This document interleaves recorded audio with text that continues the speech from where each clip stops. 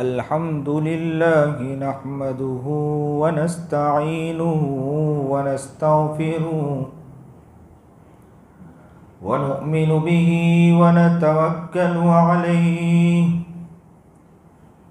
व नऊज़ु बिल्लाहि मिन शुरूरि अनफुसिना व मिन सय्यिआति अअमालिना मन यहदिहिल्लाहु फला मुदिल्ल लहु व मन युद्लिल्हु फला हादिय लहु व नशहदु अल्ला इलाहा इल्लल्लाहु वहदहु ला शरीका लहु व नशहदु अन्न सय्यदना व मौलाना मुहम्मदन अब्दुहु व रसूलुहु अम्मा बादु फ़अऊज़ु बिल्लाहि मिनश शैतानिर रजीम बिस्मिल्लाहिर रहमानिर रहीम मा काना मुहम्मदुन अबा अहदिम मिर रिजालिकुम वलाकिर रसूलल्लाहि व खातमन नबिय्यीन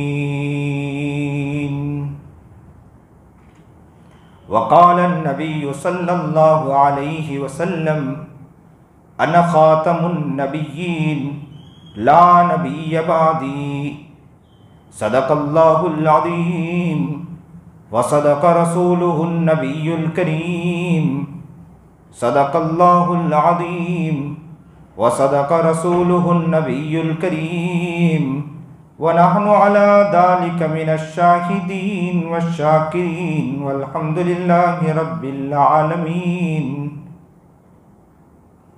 अल्लाहुम्मा सल्लि अला सय्यिदिना मुहम्मद व अला आलि सय्यिदिना मुहम्मदिन व बारिक व सल्लिम। अल्लाहुम्मा सल्लि अला सय्यिदिना मुहम्मद व अला आलि सय्यिदिना मुहम्मदिन व बारिक व सल्लिम। अल्लाहुम्मा सल्लि अला मुहम्मद व अला आलि सय्यिदिना मुहम्मदिन व बारिक व सल्लिम।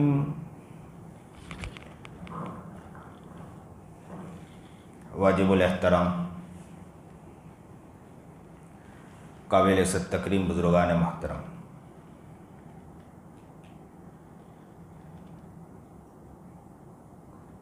आज ख़ातमुन नबिय्यीन कमेटी के एतबार से एक प्रोग्राम मुनअक़िद किया गया और ऐसे भी दुनिया भर में नबी करीम जनाब सरकार दो आलम सल्लल्लाहु अलैहि वसल्लम के नाम से डाका डालने वाले दुनिया में पैदा हो रहे हैं और वो अपना खेल रच रहे हैं और उनकी मेहनत और कोशिश इसी पर है कि नबी करीम जनाब सरकार दो आलम सल्लल्लाहु अलैहि वसल्लम का नाम लेकर या नबूवत का दावा करके वो खेल खेल रहे हैं। और ऐसे वक्त में ख़त्म नबूवत के ऊपर और ख़त्म नबूवत के नाम से अगर कोई प्रोग्राम मुनअक़िद किया जाए, ये बहुत बड़ी बात है। ये इंसान के दिल की आवाज़ होनी चाहिए। ख़त्म नबूवत नबी करीम जनाब सरकार दो आलम सल्लल्लाहु अलैहि वसल्लम के नबूवत के बाद किसी नबूवत को देखना किसी बशर का, किसी इंसान का हक नहीं बन सकता है। मेरे नबी के बाद किसी इंसान का यह दावा करना कि मैं नबी हूं और कोई इंसान इसे कबूल कर ले, ये हमारा वो इंसान जो उसे देख रहा हो उसे कबूल नहीं कर सकता है।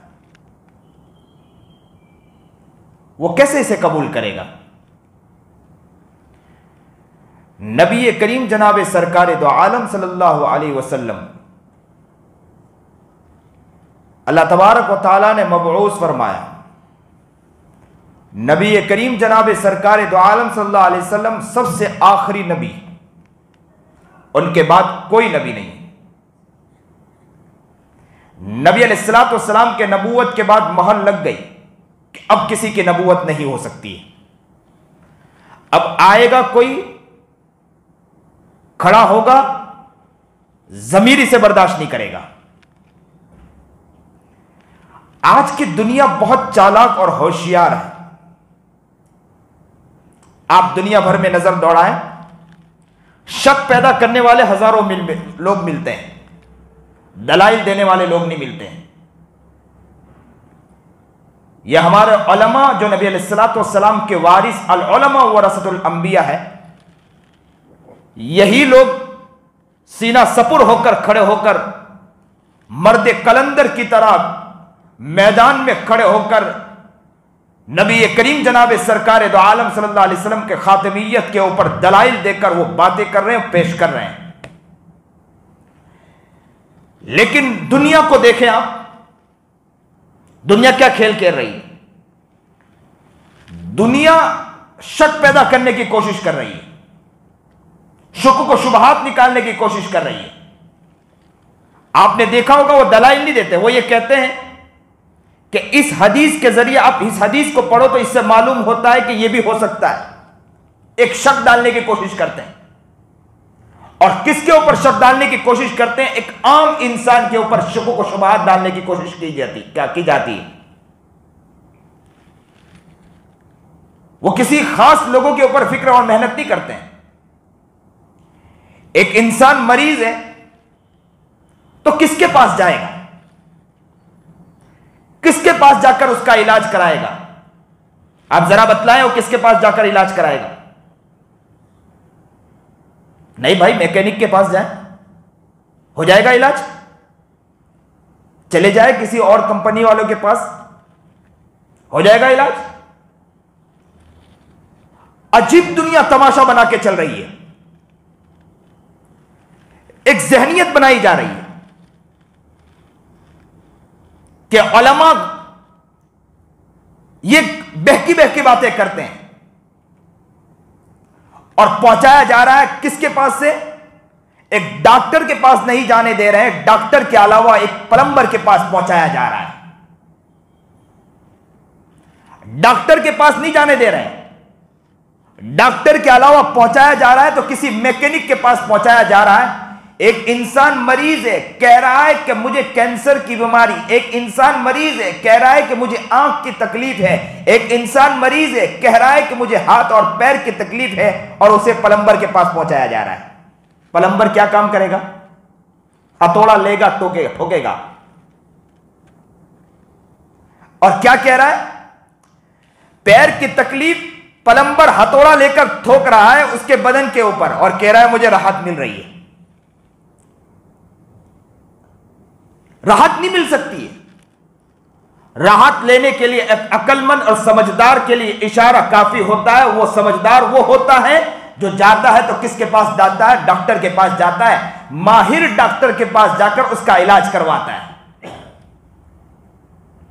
अब डॉक्टर में भी बहुत सी किस्में होती है। बहुत से डॉक्टर वो होते हैं कि जिनका नाम सिर्फ डॉक्टर है, लेकिन वो इलाज और मुआलजा नहीं करते हैं। नाम तो डॉक्टर है लेकिन उनका काम कुछ और हुआ करता है।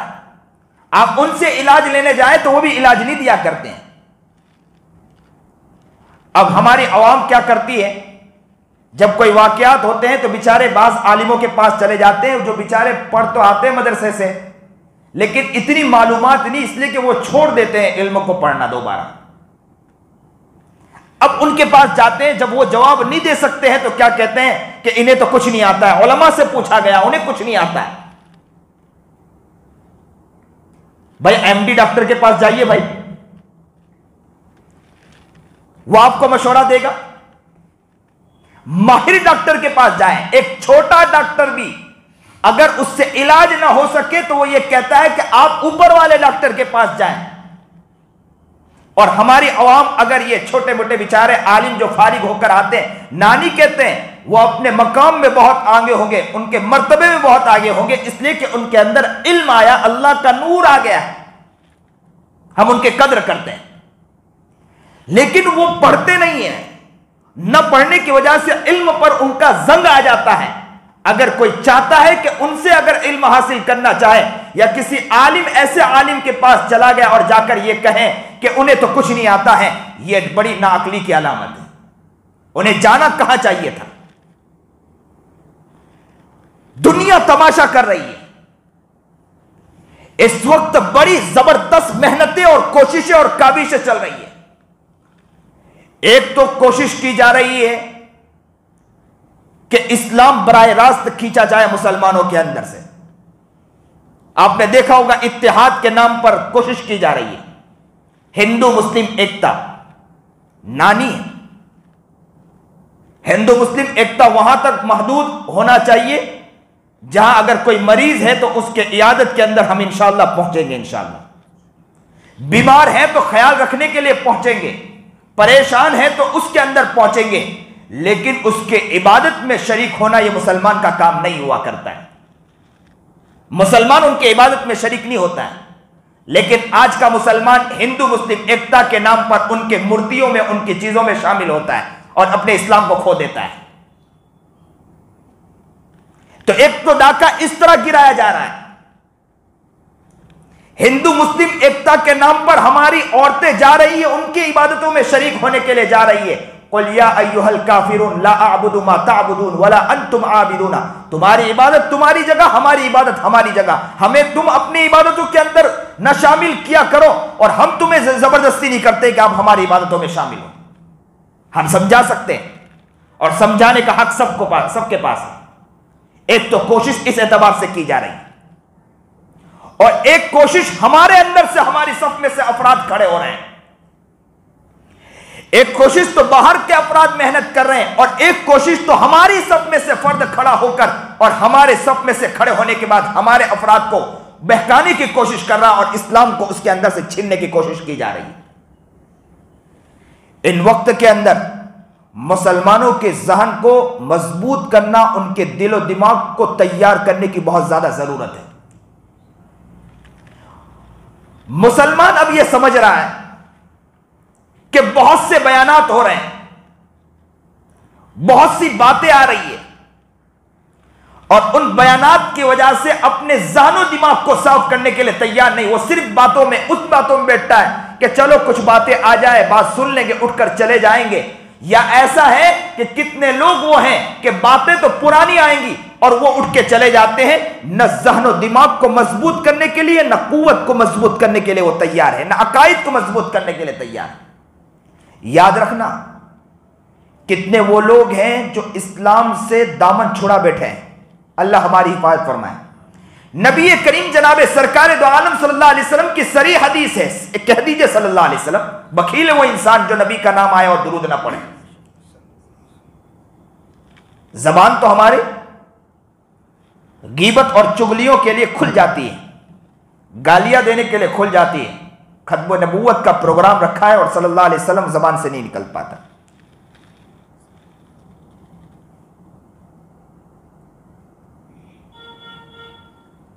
यह प्रोग्राम वो प्रोग्राम हुआ करता है कि इन प्रोग्राम की हमें कदर होनी चाहिए। अपनी जहनियत को मजबूत और कुआ को मजबूत करने के लिए इसके फिक्र और कोशिशें होनी चाहिए और उसके लिए अपने आप को तैयार। और नबी करीम जनाब सरकार दो आलम सल्लल्लाहु अलैहि वसल्लम ने क्या फरमाया? रात को तो मुसलमान होगा, दिन को काफिर हो जाएगा। दिन को मुसलमान होगा, रात होते होते वो इंसान काफिर हो जाएगा। किस तरह काफिर होगा? आएगा कोई शख्स और आकर हमारे ईमान को छीनकर चला जाएगा, पता भी नहीं चलेगा वो इस्लाम से निकल चुका होगा। आज देखें दुनिया भर में ऐसे लोगों को देखा गया है जो अपने आप को यह कहते थे कि बहुत समझदार, अपने आप को बहुत बड़ा कहते थे, अपने आप को दीनदार कहते थे। दिन गुजरते गुजरते वो इस्लाम से, इस्लाम उनकी जुबान से, उनके इस्लाम उनके दिल से निकल चुका, ईमान उनके दिल से निकल चुका। दीनदार कहने वाले ईमान उनके जबान है, उनके दिलो दिमाग से निकल चुका है। ऐसे वक्त मुसलमानों अपने आप को तैयार करने की जरूरत है कि ऐसा ना हो कि नबी करीम जनाब सरकार दो आलम सल्लल्लाहु अलैहि वसल्लम की मोहब्बत की ये अंगीठी हमारे दिलों में जो चल रही है, अगर नबी अलैहिस्सलातु वस्सलाम के खिलाफ अगर कोई बोलता है तो ऐसे वक्त हम फौरन खड़े हो जाते हैं और उसके लिए अलम लेकर तैयार हो जाते हैं। कहीं ऐसा ना हो कि मोहब्बत की अंगीठी को कोई बुझाकर चला जाए, मोहब्बत की अंगीठी को बुझाकर चला जाए। ऐसे वक्त में इंसान को समझदार होना, अपने आप को समझदार होने की जरूरत है। बैठे रहना यह अक्लमंदी की अलामत नहीं है। एक कोने में बैठे रहना और यह समझना कि कामयाबी मिल जाए, नहीं कामयाबी मिल सकती है। नबी करीम जनाब सरकार दो आलम सल्लल्लाहु अलैहि वसल्लम, नबूवत नबी करीम जनाब सरकार दो आलम सल्लल्लाहु अलैहि वसल्लम को जब मिली, उससे पहले नबी करीम जनाब सरकार दो आलम सल्लल्लाहु अलैहि वसल्लम किसकी इबादत किया करते थे? नबूवत के वक्त तो बतलाया गया, फरिश्ता आया और कहा इकरा, लेकिन नबूवत से पहले का क्या हाल कि नबी करीम जनाब सरकार दो आलम सल्लल्लाहु अलैहि वसल्लम, आपने भी सुना होगा कि पहाड़ में जाकर, गार के अंदर जाकर नबी अलैहिस्सलातु वस्सलाम इबादत कर रहे हैं कि नहीं कर रहे हैं? नबी अलैहिस्सलातु वस्सलाम किस चीज की इबादत कर रहे हैं? किसकी इबादत कर रहे हैं? नबी करीम जनाब सरकार दो आलम सल्लल्लाहु अलैहि वसल्लम। वहां अकेले बैठे बैठे नबी करीम जनाब सरकार दो आलम सल्लल्लाहु अलैहि वसल्लम क्या कर रहे थे? नबी अलैहिस्सलातु वस्सलाम अकेले बैठे बैठे क्या सोच रहे थे? एक सवाल है ना, यह सवाल दिमाग में गर्दिश होता है कि नबी करीम जनाब सरकार दो आलम सल्लल्लाहु अलैहि वसल्लम कई कई दिन गुजर जाते थे, वो गार में बैठते थे और गार में इबादत या खामोश बैठे रहते थे। खामोश बैठकर क्या करते थे मेरा आका नामदार जनाब सरकार दो आलम सल्लल्लाहु अलैहि वसल्लम? लिखने वाले ने लिखा है कि नबी करीम जनाब सरकार दो आलम सल्लल्लाहु अलैहि वसल्लम गार में जाने से पहले मक्के के हालात को देखते थे। मक्के में क्या हुआ करता था? जुल्म आम था, बर्बरियत आम थी, नंगे नाच रचे जाते थे। मक्के का हाल यह था, लड़कियों को जिंदा दरगोर किया जा रहा है। मक्के का हाल यह था, एक गुलाम को सामने खड़ा रखकर और एक शख्स आता है, तीरों का वाल लेता है और निशान लेकर, सीधा तीर का निशान कहां जाके लग रहा है? वो गुलाम की आंखों की पुतलियों पर निशान ले रहा है और यूं निशान लेता और वो तीर का निशान निकलता था और आंखों की पुतलियों पर लगता था और गुलाम तड़पता था, मचलता था। इस तड़पने की वजह से वो गुलाम रोता था, गड़गड़ाता था कि कोई है जो आवाज सुनने वाला, कोई है जो मचलने वाला और तड़पने वाला, कोई है जो इस दुख और दर्द को देखने वाला। और वो शख्स दूसरा निशान लेता था और आंखों की दूसरी पुतलियों के ऊपर मारता था और वो गुलाम बेचारा तड़पता तड़पता वहीं अपना दम तोड़ बैठता था। दूसरे गुलाम को लाके खड़ा करते थे और ये वाकयात करते थे। लड़की को लाया गया और जिंदा दरगोर किया, बच्ची पैदा हुई।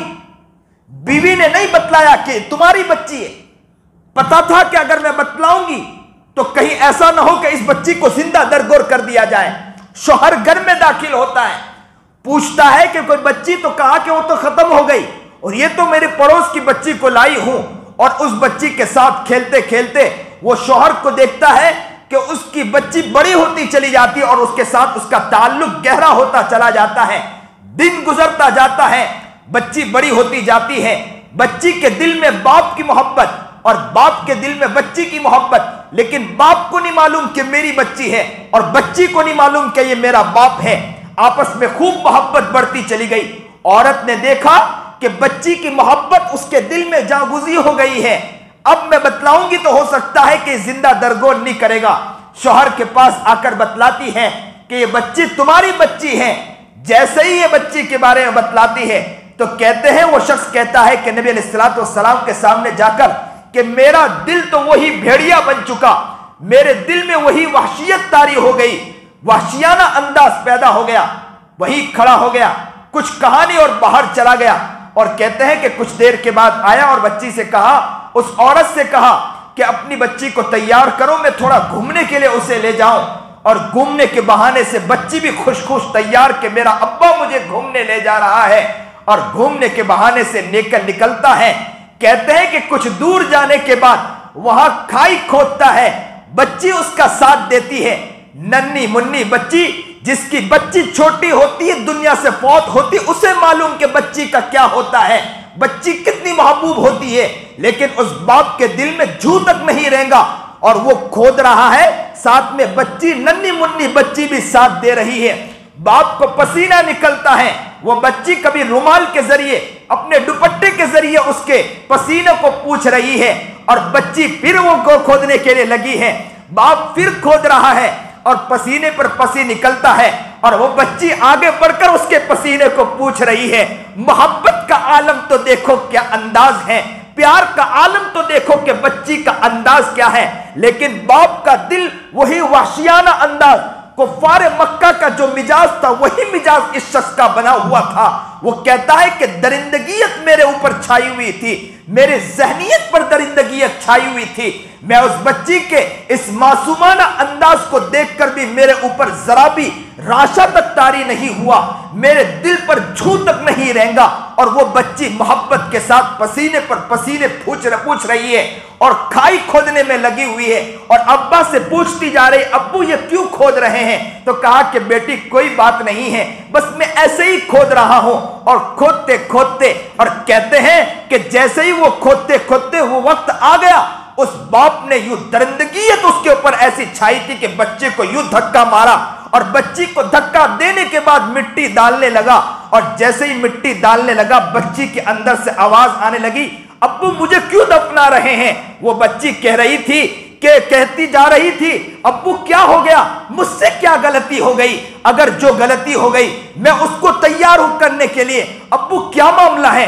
कहते हैं कि मेरे ऊपर दरिंदगी छाई हुई थी, मैं मिट्टी पर मिट्टी डाल रहा था। उस बच्ची ने आवाज देकर कहा, अब्बू तुम जो खिदमत के लिए कहे मैं उस खिदमत के लिए तैयार हूं, जो काम के लिए कहे वो काम के लिए तैयार हूं, गुलामी के लिए तैयार हूं, आपके कर खिदमत के लिए तैयार हूं। मैं आपसे 1 रुपया नहीं मांगूंगी, आपसे एक सवाल नहीं करूंगी, एक चीज नहीं मांगूंगी, एक पंजा नहीं मांगूंगी। मुझे जीने का तो हक दे दे, मुझे रहने का तो हक दे दे, मुझे जिंदगी बसर करने का हक दे दे।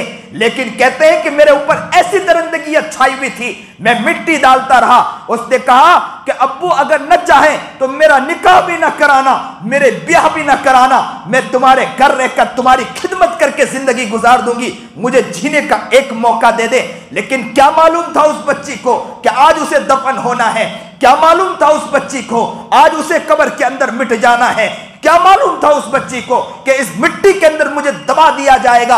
और वो बच्ची चीखती रही कि रहने का जीने का एक मौका दे दे, जीने के लिए मुझे एक मौका दे दीजिए। लेकिन उसे मौका ना दिया गया, जिंदा दफन कर दिया। वो बाप कहता है नबी करीम जनाब सरकार दो आलम सल्लल्लाहु अलैहि वसल्लम के सामने कि वो मंजर जो मेरे आंखों के सामने आज भी आ रहा है कि मैंने बच्ची को जिंदा दफन किया और वो बच्ची चीखती रही आखिर तक कि अब्बू मुझे एक मौका जीने के लिए दे दे। मक्के का ये मंजर मेरे आका नामदार जनाब सरकार दो आलम सल्लल्लाहु अलैहि वसल्लम देख रहे थे। औरतों के साथ शब्बाशी की जा रही, औरतों के साथ रात गुजारा जा रहा है। और वो औरत चंद दिनों के बाद जब वो हमल से होती है और जब बच्चा जनती है तो कहती है, क्या कहती है? चंद मर्द खड़े होते सामने, कहा कि किसका बच्चा है? तो कहा कि इसका बच्चा है। जिसके नाम पर वो नाम ले लेती, उंगली उठा लेती, उसके तरफ नाम मंसूब कर दिया जाता था कि इसी का बच्चा है। सब लोग उनके साथ खेल कर रहे हैं, सब लोग रात उसके साथ गुजार रहे हैं। जो बच्चा पैदा होता है औरत ये कहती है कि इसका बच्चा है। जिसके नाम पर बच्चा कहा गया उसके नाम बच्चा कर दिया जाता है कि इस बाप का बच्चा है। यह हाल मक्के का था। नबी करीम जनाब सरकार दो आलम सल्लल्लाहु अलैहि वसल्लम ने इस मंजर को देखा। मैं असल समझाना चाह रहा हूं, क्या समझाना चाह रहा हूं कि मेरे नबी गार के अंदर क्या करते थे बैठकर। नबी करीम जनाब सरकार दो आलम सल्लल्लाहु अलैहि वसल्लम मक्के के इस मंजर को देखते थे और मक्के के इस मंजर को देखकर मेरे आका तड़प जाया करते थे। मक्के के इस मंजर को देखकर मेरा नबी तड़प जाता था। और क्या करते थे मेरे नबी अलैहिस्सलातु वस्सलाम?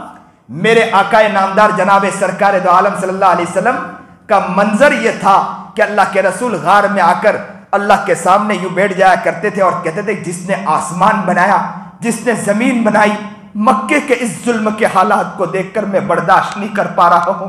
रब्बा, कोई तो होगा जिसने आसमान को बनाया, कोई तो होगा जिसने जमीन को बनाया। इस मंजर, ये मंजर मुझे देखा नहीं जा रहा है। मदद करने वाले मदद कर दे, मदद पहुंचाने वाले मदद पहुंचा दे। इब्राहिम को मदद देने वाली जात तेरी थी, इस्माइल को मदद देने वाली जात तेरी थी। इस मंजर को आप देख रहे हैं, मदद फरमा दीजिए। नबी अलैहिस्सलाम तन्हाई में बैठकर इस तरह रोया करते थे। आज मजलूम तड़पता है, मुसलमान रोता है तन्हाई में बैठकर। जरा अपने ऊपर गिरेबान में झांक कर देखें। हम नबी के उम्मती, इस्लाम छोड़ रहा है मुसलमान तड़पता है रातों को उठकर। और नबी अलैहिस्सलाम मक्के के हाल को देखकर क्या कर रहे हैं? अभी नबूवत नहीं मिली मेरे आका को। गार में जाकर क्या कर रहे हैं? गार में जाकर मेरा नबी सिर्फ इस मंजर की वजह से कुड़ रहा है। मैं मिसाल दूं, जैसे एक इंसान को दुकान में परेशानी हो, हालात हो, तो अकेला बैठे बैठे कैसे तड़पता है और क्या सोचता है, क्या हो गया ये वाकया, कैसे अच्छा होगा, बस अल्लाह मेरे लिए राह खोल दे, अल्लाह मेरे लिए रास्ता खोल दे। ये चीज देखकर, दुकान की परेशानी को देखकर मुझे बर्दाश्त नहीं हो रहा। मेरे नबी अलैहिस्सलाम तन्हाई में गार के अंदर इसी तरह रोते थे। मंजर मक्के का देखकर मैं बर्दाश्त नहीं कर पा रहा हूं। मैं दूसरे अल्फाज में यूं कहूं, आलमी मंजर देखकर मुझे बर्दाश्त नहीं हो रहा है। आज आलमी मंजर क्या हो रहा है? मुसलमानों को पीटा जा रहा है, मुसलमानों को मारा जा रहा है, जिंदा लाश उठाई जा रही है, बच्चे को मारकर ऐसा मार दिया जा रहा है कि बच्चा रोते रोते, मां रोते रोते पुकार रही है कि है कोई मुसलमान जो रातों को उठ के रोने वाला हो मेरे बच्चों के लिए। जुनैद को मार दिया गया, अखलाक को मार दिया गया, चीजों को मार दिया गया। मुसलमान सिर्फ कमेंट पास करने के ऊपर तैयार। मोबाइलों के ऊपर उनकी उंगलियां घूमती है, मोबाइलों के ऊपर तेजी से उंगलियां घुमाते हुए एक से एक कमेंट पास करके कहता है कि मैं ही मर्द कलंदर हूं, मर्द मुजाहिद मैं ही हूं। लेकिन है कोई तड़पने वाला जो तड़पे अल्लाह के सामने गिर रहा है? आज का मुसलमान मोबाइलों पर बैठकर कमेंट पास करता है। मैं हर जगह कहता हूं, ये आजिज, ये फकीर एक सदा लगा रहा है, एक आवाज लगा रहा है कि मोबाइलों पर बादशाह बनने वाले बहुत मिलते हैं, मोबाइलों पर मर्द मुजाहिद तो बहुत मिलते हैं, मैदान में आकर तन्हाई में रोने वाले अफराद कम मिलते नजर आते है। कोई तन्हाई में रोने वाला हो? अगर जो इंसान मोबाइलों पर जो कमेंट पास करता है, मैं उसे जाकर पूछता हूं कि रातों को कितना रोया है, जरा बतलाइए तो सही। नहीं नजर आता है, मुसलमान नजर नहीं आता है। एक शख्स आए और मुझे आकर कहने लगे कि हजरत मैंने इसे दावत दी, समझा नहीं। मैंने उनसे कहा, अकाबिरों का मिजाज तो यह है, अल्लाह वाले तो ये फरमाते हैं कि एक शख्स को दावत देने जाए उससे पहले हजारों मर्तबा अल्लाह से रो रो कर दुआ करे उसके लिए, अल्लाह उसके लिए राह जरूर खोलेगा इंशाअल्लाह। है कोई दर्द दिल पैदा करने वाला? मां होती है ना, उसके दिल में बच्चे की मोहब्बत हुआ करती है। मां के दिल में जब बच्चे की मोहब्बत होती है तो मां जो लफ्ज कहती है बच्चे के दिल में उतर जाया करती है। आज मां बनने के लिए कोई तैयार नहीं, उसके दिल में दर्द ही नहीं है, उसके दिल में कुड़न ही नहीं है, तो क्या किसी के लिए दर्द दिल पैदा करेगा? आप लोग बैठे हैं मोहब्बत के साथ, आज नियत करो कि खत्म नबूवत के प्रोग्राम में बैठे हैं, अल्लाह इसको कबूल फरमा ले, उस फहरिस्त में हमें शामिल फरमा दे, उस फहरिस्त में शामिल, नबी की मोहब्बत में शामिल फरमा दे। अल्लाह ये कह दे नबी अलैहिस्सलाम तक ये पहुंचा दे हमारा पैगाम, क्या उनके रूह तक ये पैगाम पहुंचा दे कि तुम्हारे कुछ आशिक बैठे हैं और तेरी मोहब्बत में बातें कर रहे हैं। नबी करीम जनाब सरकार दो आलम सल्लल्लाहु अलैहि वसल्लम तड़पते हैं, गार में बैठकर तड़प रहे हैं, मचल रहे हैं, और आज का मुसलमान तड़पता हुआ नजर नहीं आता, आज के हालात को देखकर तड़पता हुआ नजर नहीं आता है। मैंने ये मौजूद छेड़ने का मकसद क्या था? आज सिर्फ इतनी बात नहीं है कि मुसलमानों के ऊपर शिर्क के एतबार से मेहनत की जा रही है, बल्कि आगे बढ़कर नबी अलैहिस्सलाम की नबूवत पर डाका डाला जा रहा है। और ऐसे डाका डाला जाए मुसलमान सोता रहे, कैसे अक्लमंदी की अलामत है? मुसलमान सो सकता है? फिर किसी कहने वाले ने तो यहां तक कहा कि ख्वाब में नबी अलैहिस्सलाम को देखा गया, नबी अलैहिस्सलाम शिकायत कर रहे थे इस चीज को देखकर, नबी अलैहिस्सलाम शिकायत कर रहे थे।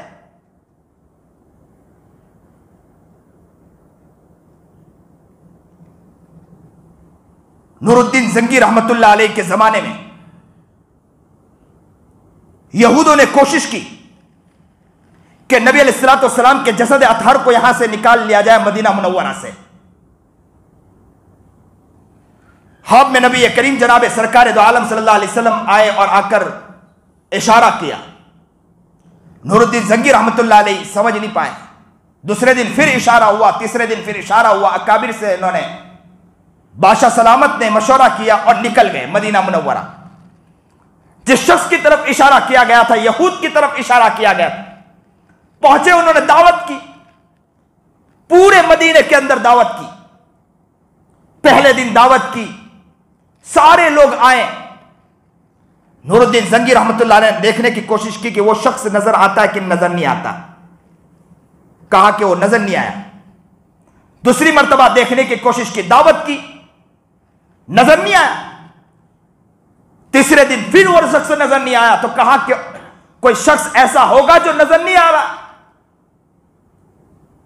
तो कहा कि हजरत सब आ चुके हैं, पूरा इलाका आ चुका है। तो कहा कि नहीं नहीं, कोई शख्स बचा हुआ है जो नजर नहीं आ रहा है। तो कहा कि सारे लोग आ चुके हैं, कोई बचा नहीं है। तो कहा कि मुझे लगता है कि कोई शख्स है जो नजर नहीं आ रहा है। तो कहा कि हजरत कुछ लोग मजजूब किस्म के लोग हैं, नेक लोग हैं, जो कोने में बैठकर रातों को रोते रहते हैं, गिड़गिड़ाते रहते हैं, वही 2 लोग बचे हैं, उसके अलावा कोई नहीं बचे। तो कहा मैं उसी को देखना चाहता हूं कि है कौन वो, मैं मुलाकात करना चाहता हूं। मुलाकात जैसे ही की, देखकर फौरन समझ गए यही वो शख्स है जिसको ख्वाब में दिखाया गया। कहा कि जगह की तलाशी दो। जगह की तलाशी ली गई तो देखा गया जिस जगह मुसल्ला बिछा था ना, उस जगह मुसल्ले को उठाया गया तो वहां सुराख था, एक बड़ा सुराख था। उसके अंदर जब घुस के देखा गया तो वो मदीने तक सुराख जा रहा था, वो गुफा मदीने तक जा रहा था। उनकी यहूद की कोशिश थी कि जसद अतहर को वहां से निकाला जाए, और बिल्कुल करीब तक नबी अलैहिस्सलाम के जसद अतहर के करीब तक पहुंच चुके थे। नूरुद्दीन जंगी ने वही पकड़ा, वही उन्हें खत्म कर दिया।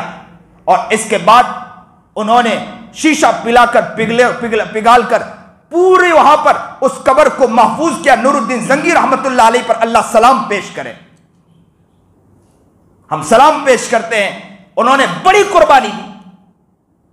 यह है नूरुद्दीन जंगी रहमतुल्लाह अलैह। नबी करीम जनाब सरकार दो आलम सल्लल्लाहु अलैहि वसल्लम पर हमला हो रहा है और हम खामोश, हमारी जुबान गुम, या हमारी जुबान, हमारे हाथ व्हाट्सएप पर रहें, यह कमाल मुसलमान का नजर नहीं आता है। और नबी करीम जनाब सरकार दो आलम सल्लल्लाहु अलैहि वसल्लम का हाल क्या है कि नबी करीम जनाब सरकार दो आलम सल्लल्लाहु अलैहि वसल्लम का हाल है कि गार में बैठकर क्या काम कर रहे हैं मेरे नबी अलैहिस्सलाम? रातों को रो रहे हैं, रातों को गिड़गिड़ा रहे हैं, अल्लाह के सामने मस्त हैं। अभी नबूवत नहीं मिली मेरे आका नामदार जनाब सरकार दो आलम सल्लल्लाहु अलैहि वसल्लम को, और नबूवत से पहले मुल्क के हालात को देख रहे हैं, मक्के के हालात को देख कर, और मक्के के हालात को देखकर मेरा आका तड़प रहा है, मचल रहा है। मेरे आका नामदार जनाब सरकार दो आलम सल्लल्लाहु अलैहि वसल्लम जब तड़पता रहा, मचलता रहा, जिंदगी की कैफियत बदली, रोना गिड़गिड़ाना, फरिश्ता आ गया। सुनिए और दिल के कानों सुनिए, बहुत अहम मौजू पर पहुंचाऊं मैं, असल मौजू पर पहुंचूं और आप सो जाए तो कमाल नहीं है। असल मौजू पर पहुंचाऊं। मेरे नबी के इतने तड़पने के बाद जिब्राइल आए और आकर क्या कहा? इकरा, पढ़िए। इकरा, भीचा, फिर भीचा, फिर कहा पढ़िए, और पढ़ते चले गए मेरा आका नामदार जनाब सरकार दो आलम सल्लल्लाहु अलैहि वसल्लम। यहां से मैं एक नुक्ता निकालता हूं कि हमारे इंसान, अगर हमारे लोग अल्लाह के बंदे, ये मुसलमान भी अगर इस तरह कौम मुस्लिम को देखकर तड़पने वाले बन जाएंगे तो अल्लाह की तरफ से इंशाअल्लाह मदद जरूर आएगी। इंशाअल्लाह अल्लाह की तरफ से मदद आएगी इंशाअल्लाह जरूर। मुल्की हालात दिगरगू और मुसलमान सोता रहे, और नबी करीम जनाब सरकार दो आलम सल्लल्लाहु अलैहि वसल्लम किसको देखकर तड़प रहे? नबी अलैहिस्सलाम किसको देखकर तड़प रहे? मुल्क की हालात को देखकर मेरा आका तड़प रहा है। मुल्क की हालात को देखकर मेरे नबी करीम जनाब सरकार दो आलम सल्लल्लाहु अलैहि वसल्लम तड़प रहे हैं। और मुसलमान मुल्क की हालात को देखकर न तड़पे, वो मुसलमान कैसा नजर आ सकता है? मुल्क के अंदर अजीब हालात होते जा रहे हैं। जहां मुल्क के हालात होते जा रहे हैं, वह इंसानियत को मारा जा रहा है। वहां अकायद के ऊपर भी हमला हो रहा है और अकायद को खत्म करने की पूरी कोशिश, मुसलमान के अकायद को तोड़ने की, ईमानियात के ऊपर मेहनतें हो, हमारी लड़कियों पर मेहनतें हो, सब चीज के ऊपर मेहनत, और मुसलमान सोता रहे, यह मुसलमान की अक्लमंदी की अलामत नहीं हो सकती। नबी करीम जनाब सरकार दो आलम सल्लल्लाहु अलैहि वसल्लम ने हमें यह तालीम नहीं दी। अक्सर लोगों को यह सवाल होता है कि नबी करीम जनाब सरकार दो आलम सल्लल्लाहु अलैहि वसल्लम ने नबूवत से पहले गार में रहकर क्या किया था, नबूवत से पहले गार में रहकर किसकी इबादत की थी? गार में रहकर इसी की इबादत मेरे नबी अलैहिस्सलातु वस्सलाम ने, कोई इबादत नहीं थी मेरे नबी अलैहिस्सलातु वस्सलाम की। मेरे नबी अलैहिस्सलातु वस्सलाम वहां बैठकर इबादत नहीं क्या करते थे, नबूवत से पहले गार में कई कई दिन गुजारते थे। उनका मंजरनामा, मुल्की मंजरनामा को देखते थे, मुल्क के हालात को देखते थे, मक्के के हालात को देखते थे। मक्के के मुसलमानों को जब परेशान किया जाता था, मजलूमों को मारा जाता था, यतीमों के ऊपर उंगलियां उठाई जाती थी, मेरा नबी अलैहिस्सलातु वस्सलाम मक्के के गार के अंदर जाकर तड़पता और मचलता था और यही रोता था कि अल्लाह, इस मंजर को देखकर मैं बर्दाश्त नहीं कर पा रहा, यह मंजर मेरे से देखा नहीं जा रहा है। ये मंजर जो मंजर मक्के का मंजर है, बच्चियों को दरगोर किया जा रहा है। यह मंजर जो मक्के का है, उनके अकायद पर खेल खेला जा रहा है। यह मंजर है कि मूर्तियों को मक्के के अंदर लाके रख दिया गया। यह मंजर है मक्के का कि औरतों के साथ खेल खेला जा रहा है। आज कहते हैं ये लोग कि हम औरतों को हुकूक दिलवा रहे हैं। औरतों को हुकूक किसी ने दिलवाया है तो मेरे नबी करीम जनाब सरकार दो आलम सल्लल्लाहु अलैहि वसल्लम ने दिलाया। औरतों को क्या हुकूक दे रहे हैं? हमारे पास कलामुल्लाह है जो बड़ा दस्तूरुल अमल है, और यह कुरान जो है ना, यह सबसे बड़ा जो कलाम जो हमारे पास दस्तूर है, हिंदुस्तान के आईन पर हमें फख्र है, उससे कहीं दर्जा गुना हमको फख्र है तो कुरान पर फख्र है हमको। यह दस्तूर अल्लाह ताला ने हमें कुरान करीम जैसा अजीम कलाम हमें अता फरमाया। लेकिन कहां है मुसलमान? आज कुरान मुसलमान नहीं पढ़ता है तो कुरान को समझेगा क्या मुसलमान? अना खातमुन नबिय्यीन अला नबिय्य बादी, मेरे नबी करीम जनाब सरकार दो आलम सल्लल्लाहु अलैहि वसल्लम ने फरमाया, मैं आखिरी नबी हूं, मेरे बाद कोई नबी पैदा होने वाला नहीं है। लेकिन अना खातमुन नबिय्यीन ला नबिय्य बादी पर डाका पड़ा।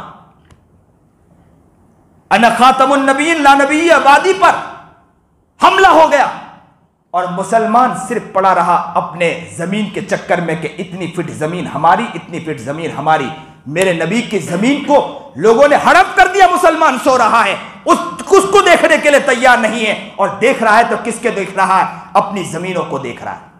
ना नहीं देखे, खूब देखे, लेकिन जहां हमला हो रहा है उसे भी तो देखने की जरूरत है। यह हमारी जिम्मेदारी है कि नहीं जिम्मेदारी है? यह हमारी ऐन जिम्मेदारी है। मुसलमान वो होता है, नबी का दीवाना और नबी का मस्ताना वो होता है। मेरे नबी करीम जनाब सरकार दो आलम सल्लल्लाहु अलैहि वसल्लम ने, उनकी हदीसें मौजूद हैं, उन हदीसों के बाद कोई इश्काल हमारे जहन में क्यों होता है? मैंने पहले ही बतला दिया। क्या बतलाया? कि इंसान जाएगा तो किसके पास जाएगा? डॉक्टर के पास। बीमार हो तो किसके पास जाएगा?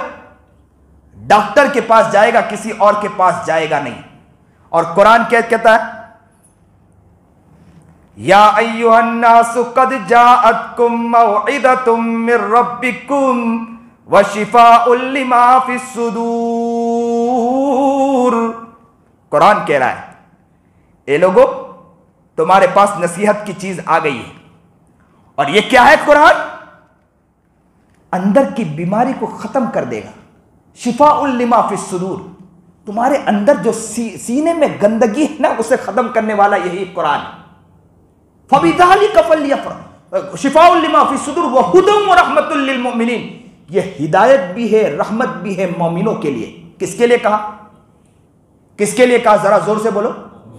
मोमिनों के लिए कहा, काफिरों के लिए कहा? किसके लिए कहा? यह हिदायत भी है। और इंसान हिदायत कहां तलाश कर रहा है? रास्ता कहां तलाश कर रहा है? और रहमतें कहां तलाश कर रहा है? दूसरी तरफ तलाश कर रहा है। और कुरान कह रहा है हिदायत है और रहमत है। और ये मोमिन अगर ये है कि इससे नसीहत लेगा तो उसके दिल में जो खराबी है, कैसे खराबी है? आज मुसलमान सोच रहा है यार दुनिया के हालात ऐसे हैं, क्या करें, किस तरह करें, कैसा करें। याद रखो, अगर कुरान को समझेंगे, कुरान के ऊपर नसीहत और यही दस्तूर अमल पर अमल करेंगे तो ये हालात खत्म होते चले जाएंगे, अंदर की बीमारी, अंदर की कीना खत्म होता चला जाएगा। और दूसरे नंबर पर कोई दुनिया के इंसान आकर हमारे ऊपर हमला करने की कोशिश करे, डाका डालने की कोशिश करेंगे, तो याद रखना कुरान आकर हमारी हिफाजत करेगा इंशाअल्लाह। यही कुरान है जो हिफाजत करेगा। और इसी कुरान से मुसलमान पीछे नजर आता है, इसी कुरान से मुसलमान पीछे नजर आता है। नहीं है कोई कुरान पढ़ने वाला, ना कुरान को समझने वाला।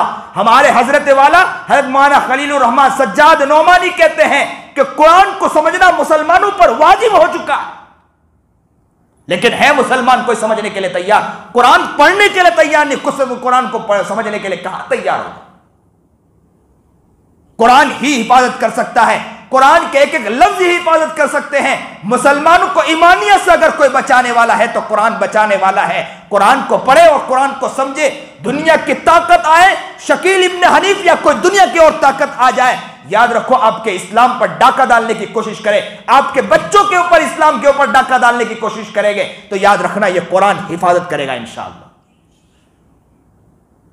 हर इंसान गिरबान में झांक कर देखे। मैं एक बात अभी कहकर आया हूं, असर बाद मेरा प्रोग्राम था, कुरान के उन्वान पर प्रोग्राम था। मैंने वहां लफ्ज कहा कि पहले शिकायत अगर कल कयामत के दिन कोई करेगा, अल्लाह अगर जन्नत में भेजना चाहे, लेकिन शिकायत के लिए कोई करेगा तो पहले कुरान आकर खड़ा होगा और कहेगा अल्लाह इसे बाद में जन्नत में जाना, पहले मुझे इसकी इजाजत दीजिए कि मैं इससे सवाल करूं कि इसने मुझे कितना पढ़ा है। कुरान कह रहा है या अय्युहन्नासु क़द जाअतकुम मौइज़तुन, नसीहती नसीहत। ये कुरान एक एक चीज खोलकर, तुम्हारी बीमारियों को खोलकर ये कुरान पेश कर देगा इंशाअल्लाह तुम्हारे सामने। तुम्हारी अंदर की गंदगियों को खोलकर कुरान पेश कर देगा। आप लाओ तो सही, कुरान में अपने आप को समझने की कोशिश तो करो, कुरान में अपने आप को देखने की कोशिश करो। हालात है तो कुरान को देखो, परेशानी है तो कुरान को देखो, दुनिया के मंजरनामे बिगड़ रहे हैं तो कुरान को देखो। कुरान एक एक नक्शा तुम्हारे सामने खोलकर इंशाअल्लाह रख देगा इंशाअल्लाह। कुरान आईना है, आईने के अंदर आप देखते चलो, आपको हकीकत खुलती चली जाएगी इंशाअल्लाह। है कोई कुरान को देखने वाला, कुरान को समझने के लिए तैयार है। मौइज़तुम मिर रब्बिकुम, तुम्हारे रब की तरफ से नसीहत की चीज है। यह कुरान मंजरनामा तुम्हें पेश करेगा, एक एक खराबी को अंदर से निकाल के जड़मुड़ से खत्म कर देगा इंशाअल्लाह। लेकिन है मौइज़तुम मिर रब्बिकुम, समझ के अगर पढ़ेगा इंशाअल्लाह शिफाउल लिमा फिस सुदूर, सीने के अंदर से खराबी को मिटा कर रख देगा अल्लाह ताला। बहुत सी खराबी है सीने के अंदर, जुल्मत ही जुल्मत है। मैंने एक लफ्ज कहा जो यहां भी कह देना चाहता हूं, कुरान किसका कलाम है? किसका कलाम? कलाम किसे कहते हैं? बात को कहते हैं। हम जब बात करें तो ये हमारा कलाम, और अल्लाह जब बात करें वो अल्लाह का कलाम। कुरान किसकी बात है? अल्लाह की बात है। तो कलाम किसका है? अल्लाह का कलाम है। अल्लाह हमेशा रहने वाला, अल्लाह को फना नहीं है, अल्लाह को बका ही बका है, और इंसान को फना ही फना है, वो बाकी रहने वाला नहीं है। तो कुरान अगर उसके दिल में उतर गया तो याद रखो उसकी रूह बाकी ही बाकी रहेगी, वो फना नहीं होने वाला है।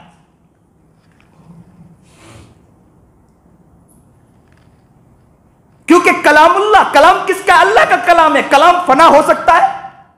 कलाम फना नहीं हो सकता है। जब उसके रूह के अंदर कलाम उतर गया तो कलाम रूह के अंदर उतरने की वजह से इंसान का जिस्म तो मुर्दा कहलाएगा, लेकिन याद रखना रूह मुर्दा नहीं होगी इंसान की। किसी शख्स को ले जाया जा रहा हो, जिस्म को ले जाया जा रहा हो और कफन में लपटा हुआ हो, अगर वो कुरान का दीवाना हो, कुरान को समझने वाला हो, तो कह देना कि ये जा तो रहा है, इसका जिस्म तो जा रहा है, लेकिन इसका रूह जिंदा है। इसलिए कि रूह मरती इसलिए मरती नहीं कि उसके कलामुल्लाह के साथ उसका ताल्लुक हो चुका है। और जिसका ताल्लुक कलामुल्लाह कुरान करीम से हो चुका है वो मुर्दा नहीं होता है, वो जिंदा रहता है। वो रहती दुनिया तक जिंदा रहेगा इंशाअल्लाह, क़यामत तक जिंदा रहेगा, वो मरेगा नहीं है। आज का मुसलमान देखो कि जिस्म के एतबार से भी मुर्दा नजर आता है और रूह के एतबार से भी देखो तो इंसान मुर्दा नजर आता है। आंखें हैं, जबान है, आंख की बिनाई चली गई, इंसान आधा मर्दा, आंखों की बिनाई चली गई, इंसान मुर्दा नहीं कहलाया जाता है। जुबान गूंग हो गई, इंसान मुर्दा नहीं कहला जाता है, लेकिन इंसान की रूह निकल जाए तो इंसान मुर्दा हो जाता है। रूह निकल जाए तो इंसान मुर्दा हो जाता है कि मुर्दा हो जाता है। इसी तरह इंसान बातीनी एतबार से उसकी रूह खत्म हो गई तो इंसान जिस्म के एतबार से तो चल रहा है, लेकिन याद रखना रूह के एतबार से वो मर चुका है। आज देखो इंसान को, चलते हैं दुनिया के अंदर, लेकिन दुनिया को देखो, नजर आता है मुसलमान नजर आता है, लेकिन जिस्म लेकर चल रहा है, लेकिन वो जिस्म उसका मुर्दा नजर आता है, इसलिए कि उसकी रूह मर चुकी है और रूह के ऊपर कोई मेहनत करने के लिए तैयार नहीं है। आज आपके यहां आकर मैंने कुरान करीम पर यह बात कही और नबी करीम जनाब सरकार दो आलम सल्लल्लाहु अलैहि वसल्लम के ऊपर और नबी अलैहिस्सलातु वस्सलाम की जात पर हमला हो रहा है और नबी अलैहिस्सलातु वस्सलाम के कलाम पर हमला हो रहा है, तो ऐसे वक्त में कुरान करीम को मजबूत से पकड़ने के लिए हमारे मुसलमान को तैयार हो जाना चाहिए। वाहिद कलाम है जो हमारी हिफाजत करेगा इंशाअल्लाह, ये कलामुल्लाह। लेकिन मुसलमान कुरान से दूर हो चुका है, मुसलमान कुरान से दूर हो चुका है। न कोई शख्स नजर नहीं आता है जो कुरान को समझे और कुरान को पढ़े और उसके ऊपर मेहनतें करें। अगर कलामुल्लाह को पढ़कर, मैं अक्सर, ये आजिज और फकीर ने अक्सर लोगों को देखा है कि कुरान हिंदी में गैरों को दिया गया, हिंदी में गैरों को दिया गया और इन्होंने हिंदी के अंदर कुरान करीम को पढ़ा और पढ़ने के बाद इस्लाम कबूल कर लिया। उन्होंने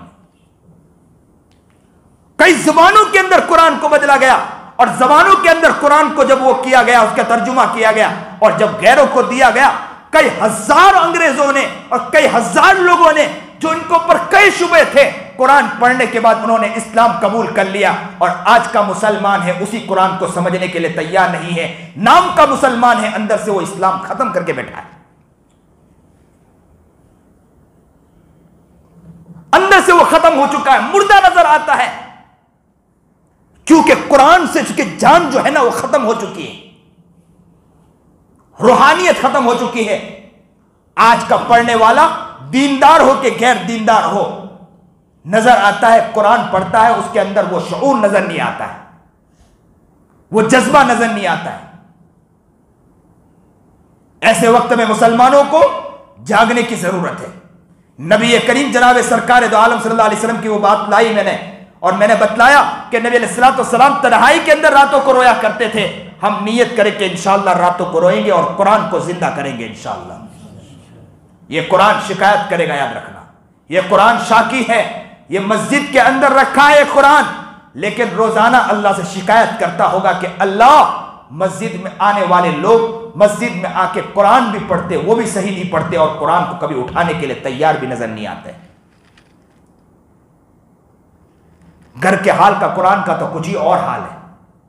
घर का कुरान तो ऐसा लगता है कि जैसे किताबों के अंदर एक धूल के अंदर चीजों को रख दिया गया और सालों तक के वो सड़ रहा है, और उठाकर कुरान को नौजुबिल्लाह उठाकर कूड़ेदान में डालते थे। मुसलमान को क्या हो गया? दस्तूरुल अमल को पढ़ने के लिए तैयार नहीं। एक इंसान वकालत करता है, वो सारे दस्तूर को, आइन को पढ़ने के बाद वकालत करके वकील बनता है, माहिर वकील बनता है।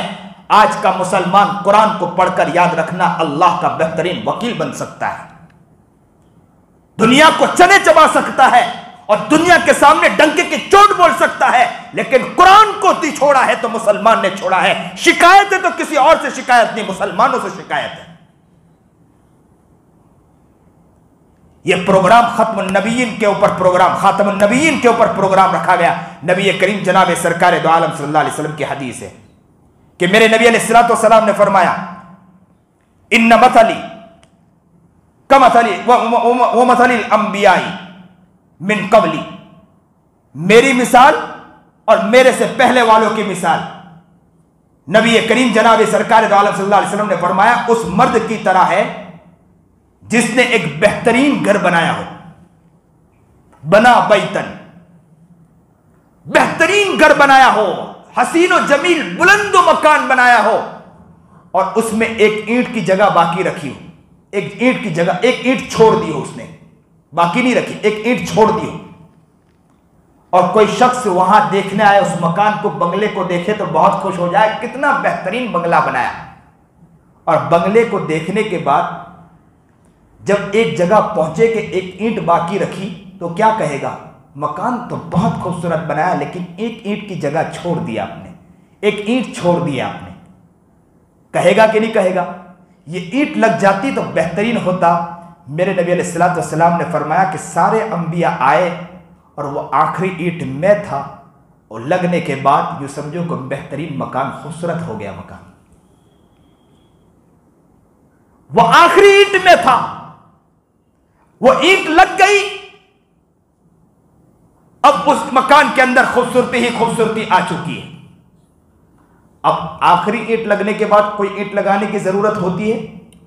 अब ईंट लगाओगे तो खूबसूरती खत्म हो जाएगी। आज की दुनिया की कोशिश ये है कि वो ईंट लगाने की कोशिश कर रहे हैं और इस्लाम की खूबसूरती को खत्म करने की कोशिश कर रहे हैं। और मैं आपको एक बात बतलाऊं जो मैंने बीच में बतलाया, फिर याद रखें, दुश्मन जो है ना, वो मुसलमान पर जो कोशिश करता है वो दलाइल के जरिए कोशिश नहीं करता है, शक पैदा करके कोशिश करता है। वो सिर्फ शुक को शुबहात डालता है।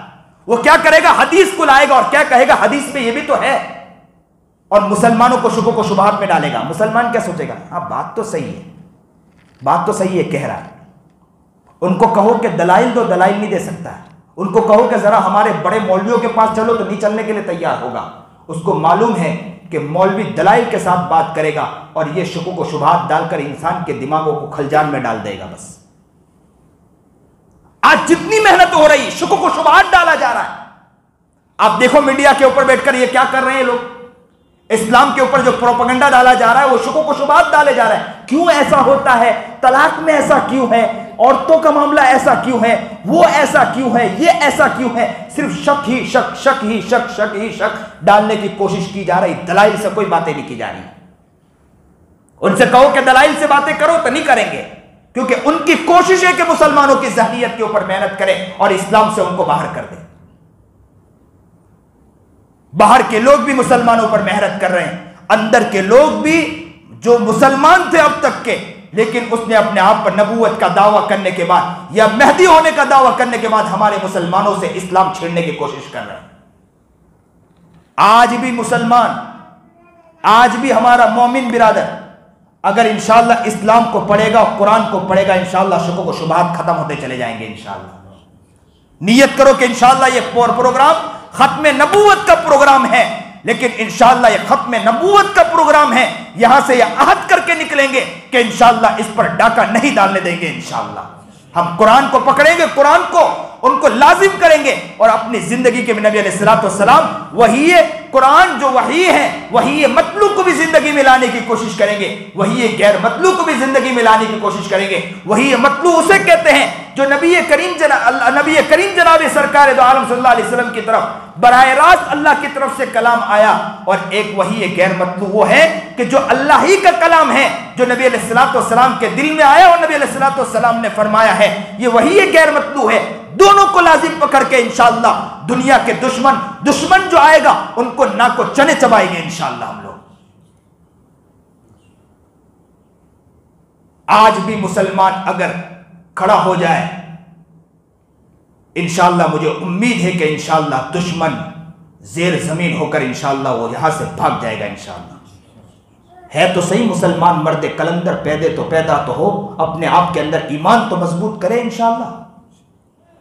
ये फितने हर दौर में आए, हर दौर में मुसलमानों को मजबूत किया गया। जब मुसलमान मजबूत हुआ है, फितना दुम दबा के भागा है। आज भी मुसलमान इंशाअल्लाह मजबूत होगा, फितना इंशाअल्लाह दुम दबा कर भागेगा। लेकिन आज का मुसलमान पैदा तो हो, अपने ईमान पर मेहनत तो करे, कुरान पर मेहनत करे, अपने जिंदगी पर मेहनत तो करे इंशाअल्लाह, और नियत तो करे इंशाअल्लाह। ये सारे फितने इंशाअल्लाह यहां से भाग जाएंगे इंशाअल्लाह। तो कमजोरी है, किसकी कमजोरी है? कमजोरी है तो किसकी कमजोरी है? हमारी कमजोरी है, और इस कमजोरियों को दूर करने के इंशाअल्लाह हम सब मेहनत करें इंशाअल्लाह। जो बात कही गई है बहुत कीमती बात है, अफराद थे, लेकिन मेरा मकसद यहां पर जहां आपको सुनाना था, यहां से पैगाम बहुत दूर तक जा रहा है। अल्लाह करे कि वो लोग वहां तक बात पहुंचे तो वो लोग भी सुने और अपने अकायद और कुरान को मजबूत करने की इंशाअल्लाह कोशिश करेंगे, तो इंशाअल्लाह ये काम बन जाएगा और बहुत बड़ा काम हो सकता है।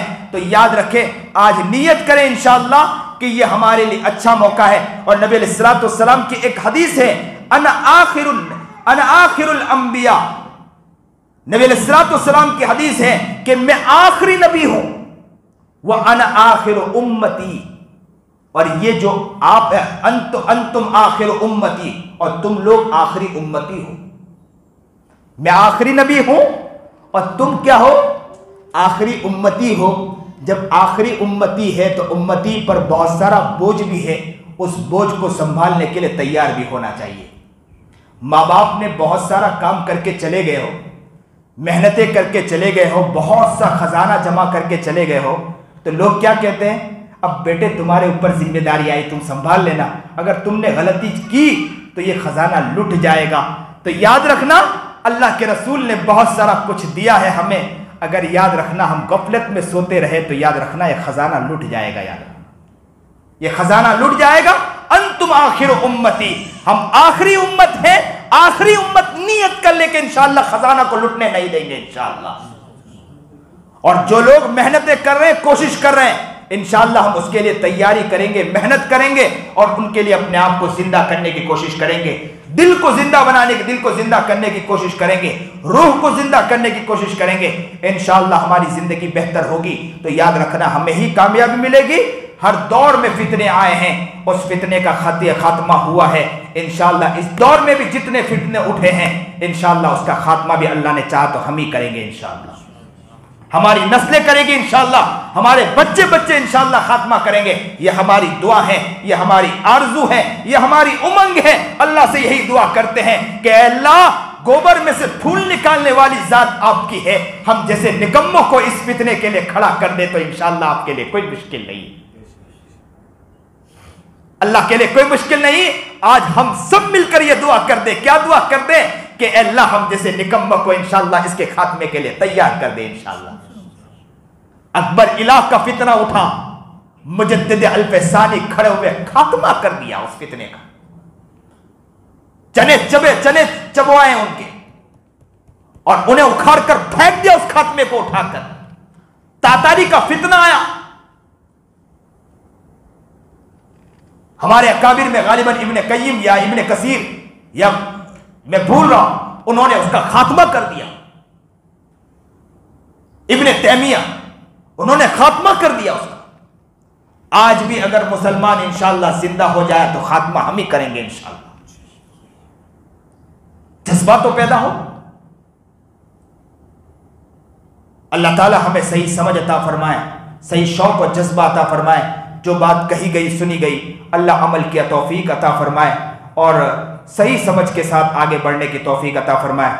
वाखिरु दावाना अनिल हम्दुलिल्लाहि रब्बिल आलमीन।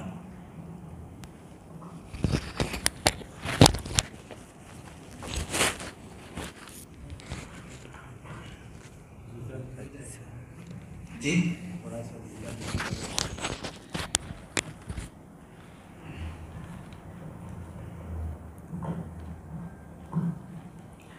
एक बात मैं अब हर जगह कोशिश कर रहा हूँ इस बात की कि लोग अकेले चलने की बहुत कोशिश करते हैं। उन्हें चाहिए कि अकेले चलने के बजाय अपने अकाबिरों के मशवरे से चला करें और उनसे अपने आप को जोड़ने की कोशिश करें। अकाबिर से जुड़कर बहुत सा कुछ काम बनता है और ज़िंदगी आगे बढ़ती है। मैं तो बहुत कमज़ोर हूँ, लेकिन हमारे बड़ों की तरफ से बड़ी ज़िम्मेदारी है मुझ पर भी। तो मैं कोशिश करता हूँ, हमारे हज़रत की तरफ से ये कहा गया साहब कि उस ज़िम्मेदारी को कोशिश करें कि लोगों तक पहुँचाने की कोशिश करें और लोगों तक जोड़ें ताकि उनकी ज़िंदगी भी तब्दील हो। और एक औरत के बारे में आता है, वो हमारे हज़रत वाला हज़रत पीर ज़ुल्फ़िकार अहमद नक्शबंदी के पास बैत हो गई। वो औरत बैत होने के बाद वो ज़िंदगी गुजारती रही। अचानक मौत का वक्त आ गया। जैसे ही मौत का वक्त आया तो मौत तो आ गई, दुनिया से चल बसी। किसी ने उसे ख्वाब में देखा, कहा कि क्या गुजरी? तो कहा कि मेरी ज़िंदगी तो ऐसी गफलत में थी, लेकिन जैसे ही मौत का वक्त करीब आया तो मैंने देखा मेरे शेख को, हज़रत पीर साहब को, और ख्वाब में वो कह रहे थे कलमा पढ़ ले, कलमा पढ़ ले, कलमा पढ़ ले। मैंने कलमा पढ़ा और मेरी रूह निकल गई, अल्लाह ने इसी के लिए मग़फ़िरत कर दी मेरी। तो बड़ों से अपने आप को छोड़ देना चाहिए। बड़ों की दुआएं होती हैं।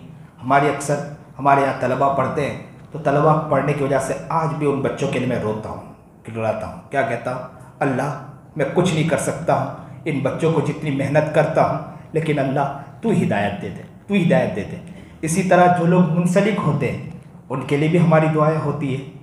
तो इसलिए यहाँ जितने अहबाब हैं मैं उनसे कहूँगा, अगर जो शख्स बैत होना चाहे तो बैत के कलिमात पढ़ ले, और अगर बैत नहीं होना चाहते हैं तो तौबा की नीयत से कलिमात को पढ़ ले, और किसी अल्लाह वाले से अगर वो बैत हो तब भी वो तौबा के नीयत से वो कलमे को पढ़ ले। तो दो जानू होकर अगर बैठ सके तो बैठ जाए, और अगर ज़ईफ़ है, कमज़ोर है या बैठ नहीं सकते, परेशानी है, तो चार जानू भी बैठ सकते हैं।